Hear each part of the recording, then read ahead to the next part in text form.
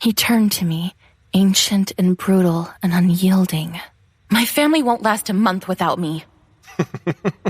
Do you know what it's like to be hungry?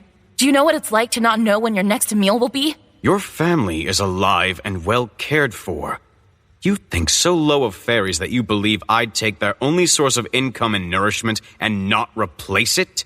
I straightened. You swear it? On everything that I am and possess. Why not tell me that when we left the cottage? Would you have believed me?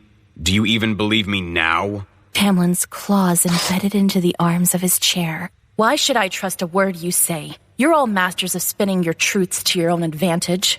Some would say it's unwise to insult a fae in his home. Some would say you should be grateful for me finding you before another one of my kind came to claim the debt, for sparing your life and then offering you the chance to live in comfort. I shot to my feet, wisdom be damned, and was about to kick back in my chair when invisible hands clapped on my arms and shoved me back into the seat. Do not do whatever it was you were contemplating.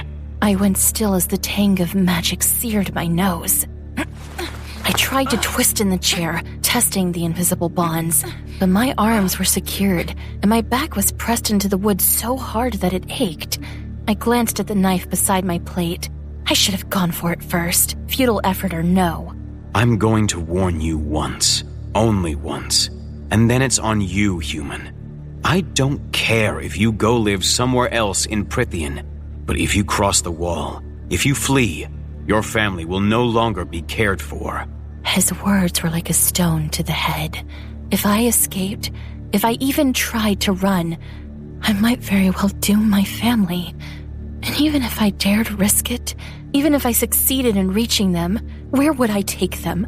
I couldn't stow my sisters away on a ship, and once we arrived somewhere else, somewhere safe, we'd have nowhere to live. But for him to hold my family's well-being against me, to throw away their survival if I stepped out of line, but— Is that not a fair bargain? And if you flee, then you might not be so lucky with whoever comes to retrieve you next. His claws slipped back under his knuckles.